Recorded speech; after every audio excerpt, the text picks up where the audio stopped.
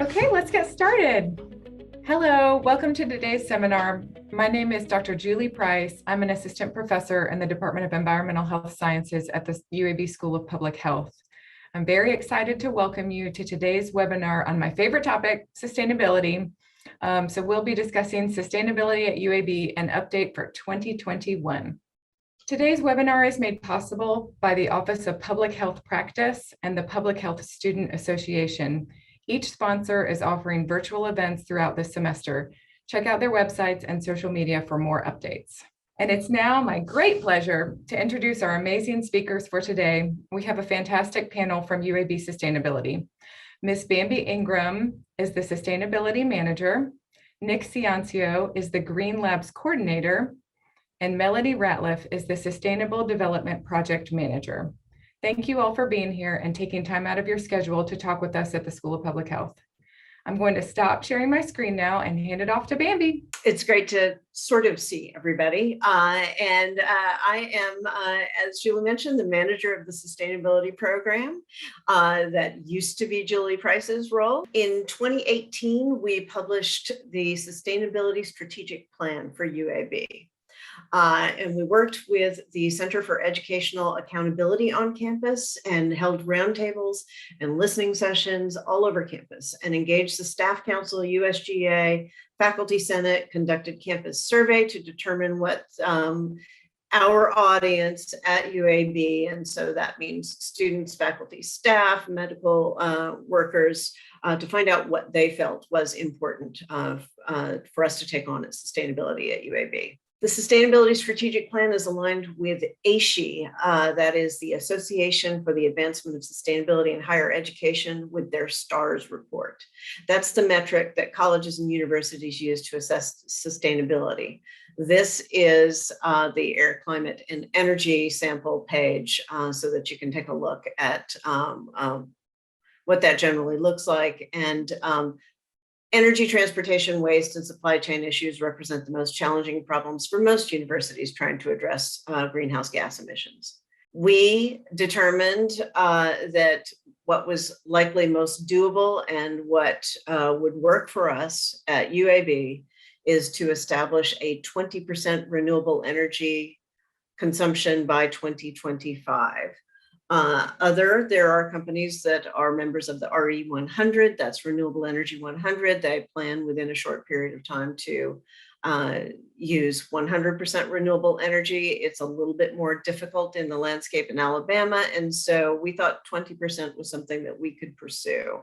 We use 375 million kilowatt hours of electricity every year at UAB.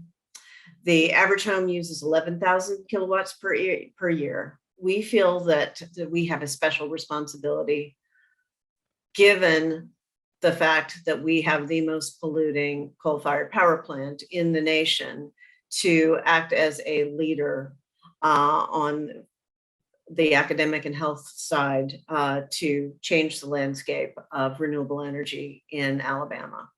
At our rate of electricity usage, UAB can't address the renewable energy needs through rooftop solar. 35 megawatts is what we need to reach 20%. And rooftop, we just don't have that much rooftop, despite how dense we are at UAB in terms of buildings and roofs. So 35 megawatts would be about half of a solar farm. And that's what we're working with Alabama Power. Because of Alabama's energy policy, we have to work through Alabama Power to purchase energy from a solar farm. And so we're in the process of doing that. Transportation being yet another area that is greatest burden for greenhouse gas emissions. And so we work with the bike program on campus. We are also supporting scooter and the electric bike program. We recently had an event at the Solar House on campus and had training for scooters and bikes. If anyone is interested in coordinating that with the vendor or with the city, we can easily organize that for you. It was a whole lot of fun. People were having a good time riding on the scooters at the Solar House. Transportation program is also working on getting universal bus passes. I'm not sure how close they are to getting that, but we really want to support the city's bus system because bus systems are really the best way for communities to manage not driving in single cars to work and to school. And we also are supporting EV fast charging, the parking lot at the edge of campus where you catch the bus system that goes onto campus. We will be hosting soon 8 fast charging EV chargers through a grant with ADECA and through a program with the state. We support EV, despite our troubles with electricity in Alabama. We support EV charging and electric cars because driving an electric vehicle is averages at about 88 miles per gallon fuel economy.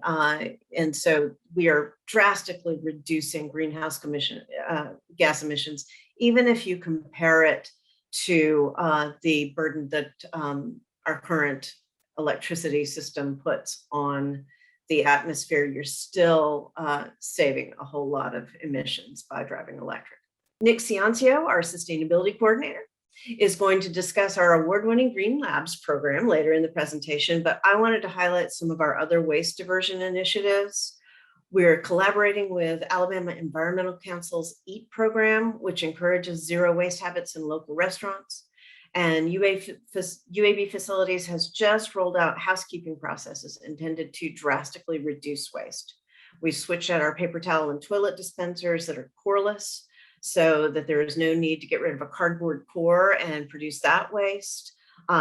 These units don't use batteries, and so we aren't throwing thousands of tiny batteries away every year. I'm working right now with the new curriculum core director to organize an expanded Red Mountain project for spring 2022.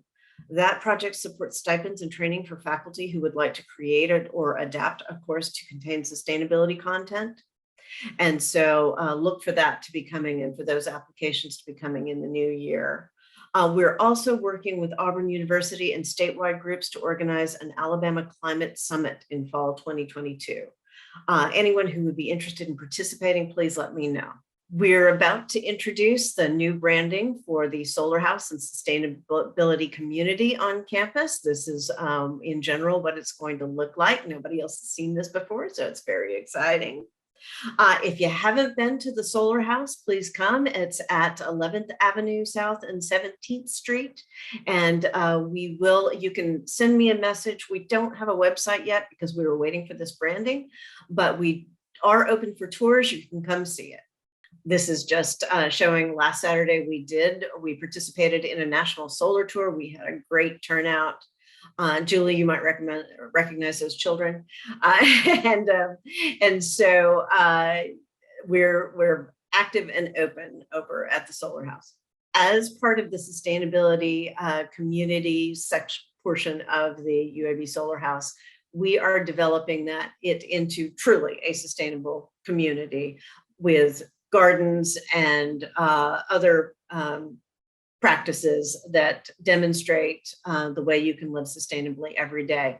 One of our really exciting projects is we have established the area as a Monarch Way Station. There's also one over by the Honors College, which is really flourishing, so you may want to check that out. But the Monarch Way Station in front of the Solar House has recently expanded because we had advertised that we were creating habitat for monarchs during their migration. And I got a random email one day from someone saying, who's in charge of the butterflies? And we got right back with them. And it was a local farmer who had planted a lot of milkweed, and it turns out that he had not planted as much as was needed. And so he had a whole lot of caterpillars that were going to go hungry. And he asked if he could bring them to our Monarch waste station. We said yes. And we took in the caterpillars, put them on our milkweed, and now we have got what you see on the left. 5 of them are hanging from the front porch of the solar house, Monarch chrysalis, and they are in the process of developing, and they should be mature in about 10 days. And you're welcome to come and see those. Please be careful because you don't see them until you're right on them, and so we're trying to protect them. And we also have bees. So UABs, we have the first of 2 hives adjacent to the gardens, the community gardens, because we host the community gardens on campus, also the Blazer Kitchen Gardens across the street on 11th Avenue South. And the Blazer Kitchen Gardens provide fresh produce for the Blazer Kitchen program. These are our bees. We have just recently cultivated some of the honey, and we will be establishing a program for dispersing that. But we welcome anyone who would like to come by the area. If you just want to rest and relax and wander around in a lovely natural space, we've got it there for you. All right, thank you, Bambi. Hi, everyone. My name is Melody Ratliff. Thank you for having me today. I'm going to talk a little bit about sustainability and the things that we are building on campus. So for those who don't know, UAB has a planning, design, and construction department that is under the facilities umbrella. I report to what we call lovingly our campus planner. And a bit about what we do, we collaborate with the local community, but we don't actually design our buildings at UAB. And we like it this way because it allows us to have a lot of project management capability, a lot of review capability. And that is a big part of my role, is to review our built environment projects, our new buildings, our renovations, big and small, for sustainability aspects in the building. So energy efficiency, potable water usage and reduction, green and sustainable materials. And so we're looking at a good example of utilizing our internal capability to do green materials research and how it's impacted a project. So this is UAB Honors Hall. It is a LEED project. A lot of our projects are choosing to pursue LEED because it is really, it has value in our climate. We are a cooling dominated climate. We spend most of our building related mechanical energy keeping the buildings comfortable and cool so that people can learn without sweating or freezing. But in this case, in the case of this one that we're looking at right up opposite Blount Hall, the Honors Hall is a great example of the way that our campus is moving. We are making a concerted effort to adaptively reuse our buildings in place and reducing the sprawl at the edges of campus that, maybe 10 or 15 or even 20 years ago, you might have seen UAB sort of acquiring buildings on the perimeter. We are starting to look more heavily at increasing our density and really achieving more efficiencies and sustainability that way. So when we acquired the old Snoozies bookstore, I don't know if anybody on this call is old enough to remember Snoozies. We were so excited to make some real improvements here. We touch on, you see in the slide, environmental product certificates. That's one area where we're internally able to leverage our review capabilities. So we work with our local architects, designers, engineers, and we review the materials that are being used on the project for, in the case of this roof, for example, ability to reflect sunlight, which has such a huge impact on energy use within the building, keeping the space comfortable. And really, if you get out to the campus scale, let's say you get a little bit further up the mountain and start to look at UAB's campus, you will see more cool roofs spreading across our campus, more whited reflective surfaces, as we've learned that we have a heat island effect to address here.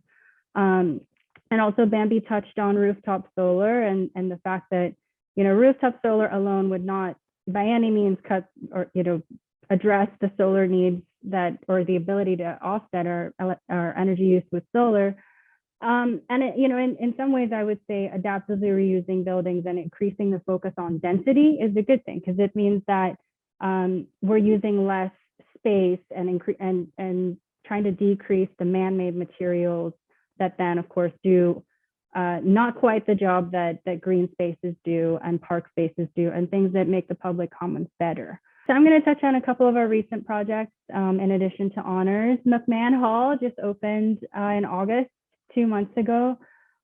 This is another one of our lead projects, and from the get-go, we have pursued this as a lead silver project. We're very excited that this is sort of almost on its way to achieving lead gold, but you didn't hear it from me.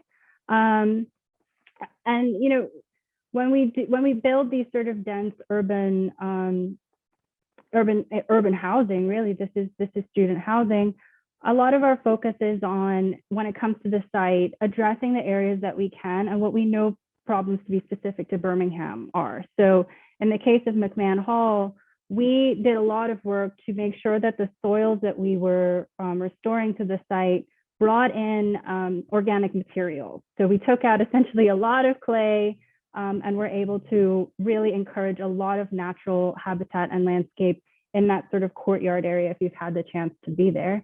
And we're very proud of that. So there are some areas within the LEED system that we find really have benefits to our campus. This is another bright reflective roof. There are a lot of detention focused landscape in the courtyard area that we're really proud of. And then additionally, a lot of the glazing and, again, the materials capabilities that we have with those internal reviews really help us to make these projects that much better than the energy code would otherwise require. All right, science and engineering complex. You'll notice on our campus map that our LEED buildings are starting to become very clustered. I don't know why, that I don't have an explanation for this, but right behind Mini Park, there's currently a very exciting mountain / hole, the future science and engineering complex, which we aim to have be our highest performing LEED building, just because opportunities to build something new are starting to slow down. And I think that is actually a good thing, that we are looking at our existing building stock more and more. But because we are building this new complex, we really have a big focus on energy efficiency. We're modeling this building, which is something that, when a building's existing, it's a little bit more difficult to project an energy simulation. But with this building, we'll have a unique capability to not just model it at the design end, but then once the building is up and operational, to match up the ongoing occupied use and compare it to what we've modeled. So this is right behind Stern Library, and we're very excited to see how the building shapes up. It's about to pretty much at the end of the demolition phase and about to begin construction. And a lot of work is going into, again, how does the landscape accommodate the influx of water that we get in July and August every year. So we have big goals for indoor water use reduction and energy use reduction, ongoing energy use reduction, but also addressing the landscape to the degree that we can in our urban space. And it being right behind Mini Park, providing an amenity that folks want to spend time in. Okay, McCallum. So McCallum is funny, and it's in this slideshow because although I think not many of us will get to experience this type of lab space, the McCallum building has undergone a skin renovation in place. The entire exterior of the building was renovated without a whole lot of disruption to the work that was going on inside of it. And we did a lot of work to make sure that was phased in a way that was minimally disruptive. But one thing that's cool about McCallum is there's sort of an axis of evil on our campus when it comes to bird collisions. And when you start to have a lot of daylight, when you start to really bring in useful sunlight and connect people with the outdoors, one downside to that is that you can sometimes really disrupt the flight patterns of birds. We have done a lot of work to take a look at our perimeter glazing specifications. We've written a standard about this. I know it may not sound like the most thrilling work in the world, but we're actually quite proud of it, because what a bird sees when it approaches some of our buildings on campus is a fly-through. And in the case of McCallum, there are going to be some tiny frits in the glass, tiny dots that make it more apparent. We're also applying this in one of our next projects, UAB Genomics. Won't bore you with this data, but this is meant to show the British thermal units, the energy use per square foot, real-time realization that we're seeing in energy use as we bring a building online, it gets to occupied, and we see how people are using it, how often are the lights on or off, like are people adjusting the thermostats or not, and really match it up to what we project. So we do track that. UAB has an extremely adept Department of Energy Management, and they're very, very humble, but also really on top of collecting these metrics and making them available. They're very transparent.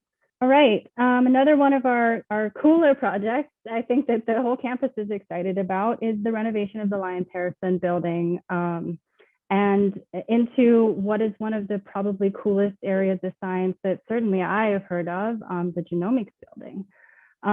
So this building is actually, I think not many people know this, but there's actually a small park component to this building. There will be a small green space at street level that was not there before. That's part of the Cracky and Pittman demolition, which I don't think from a beautification standpoint, anyone is very upset about.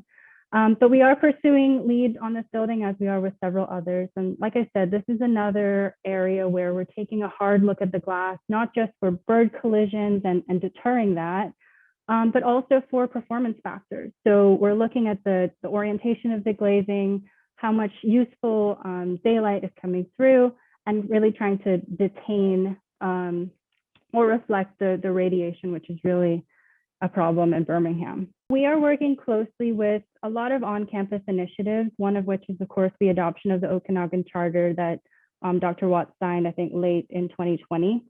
And this is obviously something that's going to impact our work, not just because of the adoption of this, but also because we just lived through people becoming very, very aware of air handling systems and breathing space and just distancing from each other and what that means for the workspace, for the classroom space, for special events.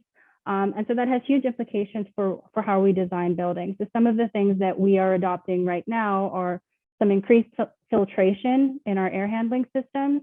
A lot of notice a lot of walk-off surfaces at the entries to our buildings to detain particles and particulates that can, once you enter, they can become airborne and they blow around forever and ever.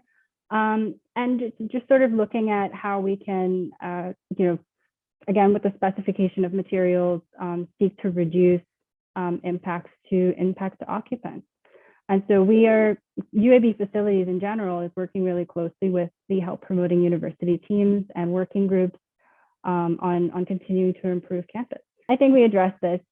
Just the idea of us being the first is that we have a lot of opportunities. We're not within any specific rubric to follow. And so where it makes sense, we are looking for ways to improve our campus. So one thing that's part of my work and my department's work, and certainly Bambi's department as well, is when we find a need for bikes, or we find someone chaining their bike to a tree or a railing, or where we find that there are needs like that, it may seem small, but addressing that and putting in a bike rack that seeks to just serve that person and serve their initiative to avoid car use and to bike. Those are some of the things that, although they're small, they do provide a service to the campus. Another cool project that's part of our upcoming sustainability initiatives is the new Child Development Center. And I wanted to have a slide about this specifically because, again, new opportunities to design new buildings on our campus are not that frequent for a good reason. We want to really look at increasing green spaces and soaking up as much rain as we can and deflecting as much radiation as we can. But the new Child Development Center is obviously a special project. I don't need to go through all the reasons. But because it's a new building, we have a lot of capability here to not just pursue LEED, but we are looking at this as a potential well space. And in case you're not as familiar, well is entirely focused on the occupant and their health and their well-being. We find this to be very much in line with the Okanagan Charter goals and our goal to be a health promoting university, starting from the most vulnerable people that will be on our campus, right? The kids of our community. And so we're really looking forward to this. It's going to be a great opportunity for us to be very, very careful with material selections and ultimately with having one of the most healthy spaces that certainly our campus has seen, but if we are successful with WELL, this will be one of the first, if not the first certified WELL building in the state. And I'll just wrap up quickly on this slide. This is showing where some of our lead projects are. There actually is another likely project opposite McMahon Hall that was just recently, should have been made it onto the slide. I apologize for that, but that is the new student organization building, which we're pretty excited about. That is going to be, I think it's 10th and 14th. Don't quote me on that. Opposite the Blount parking deck, but as we say here, just generally, our department does a lot to collaborate with the campus community. We're working with the Grand Challenge teams, both on UAB's campus and within the communities.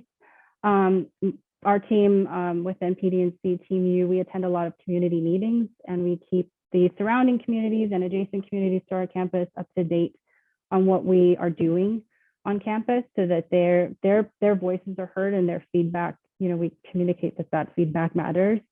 And then we also are working on adjusting our standards and constantly soliciting feedback on that. So developing things like the bird collision, tree protection standards, construction waste management standards to try to keep as much material as possible from construction out of landfills, IAQ management standards to protect not just the people that will ultimately occupy the building, but also the workers who are there on the site breathing in, potential off-gassing materials. We're doing a lot to try and reduce that or eliminate it, things like smoking, scheduling, and really provide service during the construction of our buildings in that way as well. And so that's it for my presentation. I will hand it off to Nick. Thanks so much, Melody and Bambi. It was great hearing everything you guys had to say. Like Bambi had mentioned, I'm the Sustainability Program Coordinator here at UAB, and I will be giving an update on the Green Labs program and our Zero Waste initiatives. Before I talk about Green Labs, I first want to just address Zero Waste. So this is outlined in our Sustainability Strategic Plan. Like Bambi mentioned, we had a lot of stakeholders meet in 2018 to address several initiatives, one of which was Zero Waste and how we can transition UAB away from a university that produces significant waste and sends to landfill and become closer to a zero waste institution. And so the goals here is to implement a net zero waste plan that encompasses purchasing, operations, recycling, and waste. So we're really trying to take a very comprehensive approach. We're not just looking at, being the end user. We're trying to see how we can have a zero waste culture embedded into our purchasing processes as well. So this is quite a significant endeavor that we're taking on. And then we're also trying to formalize commitments to ecologically preferable ground designs and management. So that's a little bit different. That's with our grounds, right? But we also try to see if there's any way that zero waste could be incorporated there. And I'll talk about that in a little bit. So in order for us to assess whether or not we can become net zero, a net zero waste campus, is we first have to gather as much information as possible. We have to know what our waste generation is. And so what we did was we participate in ASHE, the STARS assessment, to see how sustainable we are. And one of the reporting metrics that we have to report on is waste generation. And so 2007 is one of the years where we started to really look at waste generation, how much we were recycling, what we're sending to landfill. And it's the first year that we really assessed this data. And so we kind of use it as a baseline. And so in 2007, we were generating roughly 4,000 tons of waste, and only 5% of that was being diverted from landfill. So, 2007, it doesn't feel like a long time ago, but it's 14 years ago. So 14 years ago is not a long time when looking at an institution. So 14 years ago, UAB was only diverting 5% of landfill waste. So that's recycling it, donations, things of that nature. And then in 2017, we actually reduced the amount to 25%. And I really want to attest that, this is something that UAB did without a goal of net zero waste. So this is just an improvement that came about our regular operations. But now that we have a net zero waste, we're pretty confident that we'll be able to reach the net zero waste goal by 2025. We also have to categorize our waste in order to determine if we can be a net zero waste, right? Are we generating a lot of hard to recycle materials? Are a lot of the materials generated on campus single use? What are the materials made of? And so UAB Sustainability has sponsored several waste audits. I've had the opportunity and privilege to participate in quite a few, where we actually categorize the waste that's generated across several different buildings. So we've had waste audits a few times at Heritage Hall. We've had waste audits of our dining halls. We've had waste audits of Hill Student Center. And so when we get an idea based in Hill Student Center, we can start to think about how we can reduce plastic waste generation to make meeting our net zero goal a lot easier. And it's really crucial to know how much waste we're generating, like I said, taking in these metrics, and then identifying and categorizing the waste so we can move towards our net zero goal. So we've done both of those. And what we've learned is that a significant amount of our waste is compostable. So we're getting ready to launch a composting program for animal bedding. We're really, confident that this will be a successful program just because of the nature of this composting program. It really is just reliant on a lot of staff and faculty that work with animals. And ultimately, the end goal is to transition this into just a general composting program, but that's a little bit further down the pipeline. Again, in order for us to have a net zero waste goal, composting is going to have to be part of that equation. And this is just one of the first steps at targeting one of the biggest and easiest areas for composting.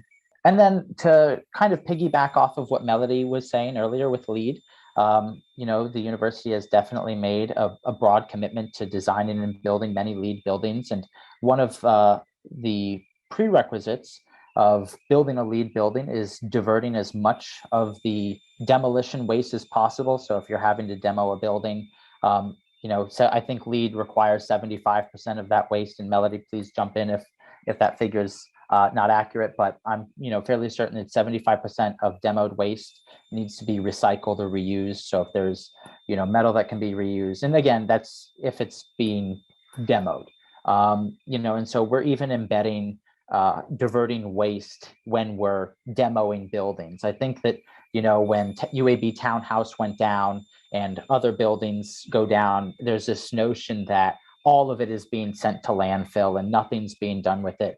But UAB has made it a massive commitment as part of its campus construction plan to divert as much waste as possible, even when it seems like nothing can be diverted from landfill. And then, of course, we're fostering a zero waste culture on our campus. So we really couldn't get to zero waste if it weren't for our students and our student engagement. So this is actually all items that our students bragged about on social media. Our sustainability ambassadors are incredibly proud of adopting zero waste culture into their lifestyles. And they're, even prouder talking about their fellow UAB students and how they can live a zero waste lifestyle and reduce the waste that they generate here on campus. So, maybe using beeswax wrap instead of the single-use plastic wrap if you're wrapping produce or anything like that. And of course, using a reusable bottle. This was something that was part of the culture when I was a student. Even people would carry around these reusable bottles and they would say, oh, well, look at this bottle that I got from UAB Sustainability. And they would use one of our many water bottle refill stations and would be really proud of, not using single-use plastic water bottles.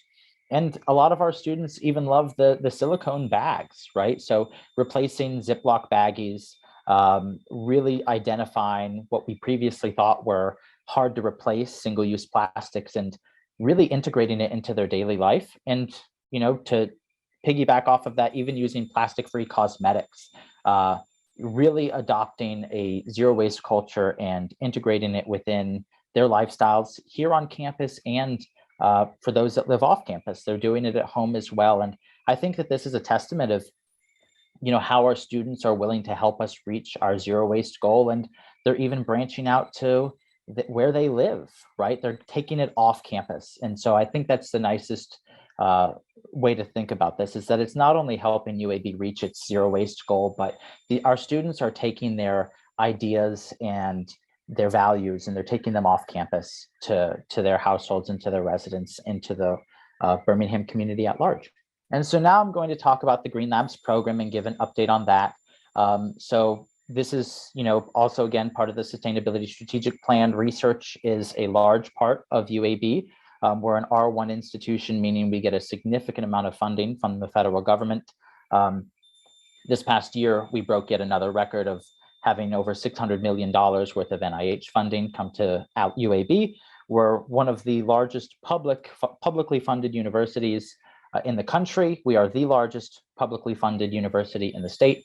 And so this is obviously an area that requires some sustainability focus. And in our strategic plan, we made sure to put that focus, as concentrated as possible. And we did that with the Green Labs program. So supporting sustainable research practices through expansion of the Green Labs program is the best way to try to reduce energy usage and water usage and waste generation on a lab by lab basis. And then cultivating a Green Labs culture across the institution. So not just making it a program that a handful of labs participate in that almost is like an extracurricular for them, right? But rather embedding it into what it means to be a lab here at UAB. And so some of you might be thinking, well, this guy's talking about UAB Green Labs, and I don't even know what that means. So what is a Green Lab, right?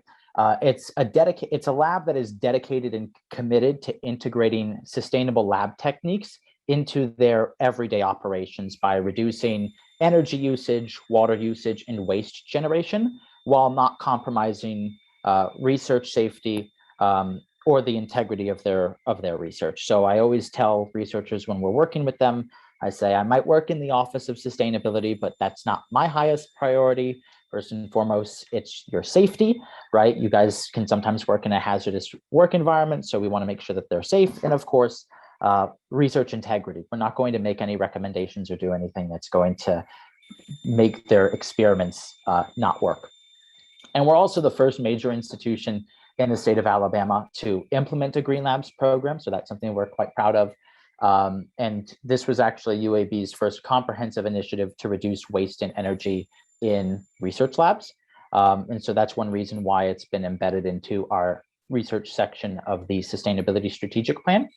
Other institutions that have Green Lab programs include Harvard, the whole UC system, but particularly UC Berkeley, Emory University, UGA, and then University of Colorado Boulder. And so the program growth, because this is one of the goals that we have outlined in our strategic plan, growing the program is a vested interest for UAB Sustainability. We started the program in November of 2016.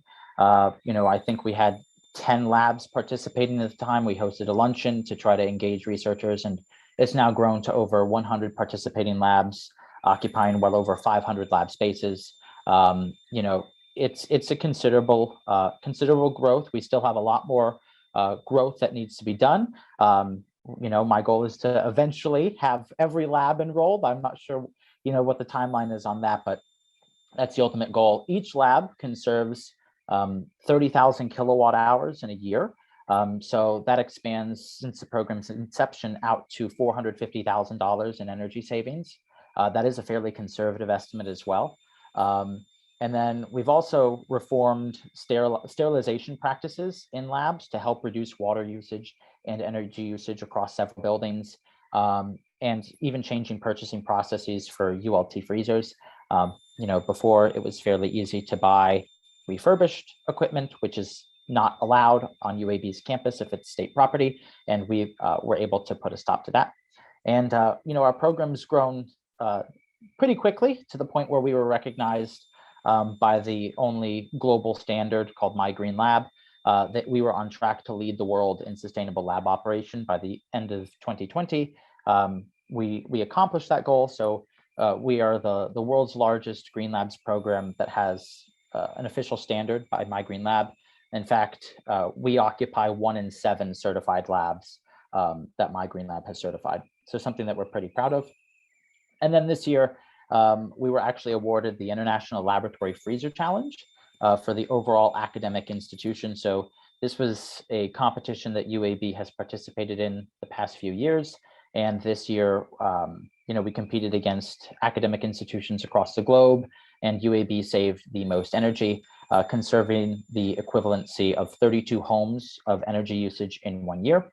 So approximately $25,000. And that's not included in the $450,000 figure that I recently mentioned. In fact, UAB bested a university, I won't name names, but we bested a university that had won 3 years in a row, and the organization that awarded us felt so bad that we beat them that they had to create a new award called the Most Wins Award. So that's something that I'm particularly proud of, and we're really excited to win that award in the coming years. And then one of the major benefits of participating in our Green Labs program, if you ask any researcher, is UAB Lab Recycling. So the image all the way to the left is an illustration of how it started off in 2016.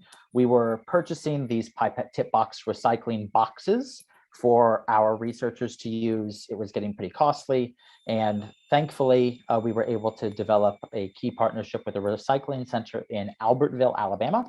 And they're willing to take a variety of plastics from laboratories.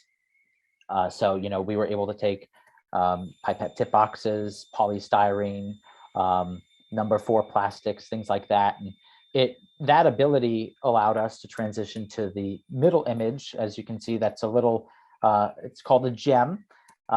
It's almost like a golf cart, it is street legal, but it's essentially a golf cart. And what we were able to do is the program grew so much that we were having some of our great lab recycling interns pick up lab recycling waste, and it's continued to grow to the point that all the way to the right, that is what our warehouse looks like on a daily basis. It might look messy to you, but it's something we're greatly proud of, as this program has resulted in over 50,000 pounds of waste being diverted from landfill. And it's one of the great reasons why so many people like to participate in Green Labs. And that's all I have for the Green Labs and Zero Waste slides. I just wanted to thank everybody, and I'll turn it back over to Julie for any questions. While we wait to see if anybody is going to, oh, look here. How can students get involved in these projects? Bambi, why don't I start with you on responding to how students can get involved with sustainability? Sure. We have an ambassadors program, and anyone can email me if you're faculty and you want to recommend a student, or if a student is interested, just go ahead and send me an email and we'll get you started in the process of joining the ambassadors. We also have a faculty staff ambassador program. We also have a number of organizations that are specifically sustainability oriented, Green Thumb, Green Globe, Sustain UAB, and Green Initiative. And so you could join any of those. Yeah, what is the directory for student clubs where you can look for those? I forget what that's called. Engage. Engage, that's right. So you can look through there. Our second question is about promotional materials. Some departments order promotional materials for graduation or orientation or other treats for students. So other than reusable water bottles, do you have other suggestions for branded products that could be ordered to help students live more sustainably? Some of the things that Nick showed on his slides are certainly excellent examples. And I have noticed that when we go on to our vendors' websites, you can plug in sustainability or eco-friendly or any of those keywords to find items that are more sustainable. Excellent. Well, and I might share too that when you order those things, you can also look at how they were produced, whatever you're ordering. If it's a t-shirt, and look at the supply chain. A lot of things are labeled that they're organic cotton, or that they are certified not to be made, at an unfair working situation. So you can also look at the supply chain or the producer of that product. Next question. Do you have any plans for other initiatives like the Monarch Waste Stations, like new things that are top secret you can tell us about? So yes, birds. We would like to create we would really like to make all of UAB a protected habitat as best as possible for as many species as possible. And so we will be working on bird and bat program. And I am actually, we've got a position posted for an urban conservationist, and we're reviewing applications for that. And so that's something that if anyone was interested in applying on Handshake for the urban conservationist program, that person will be helping to develop other ideas. Next question is about the universal bus pass idea.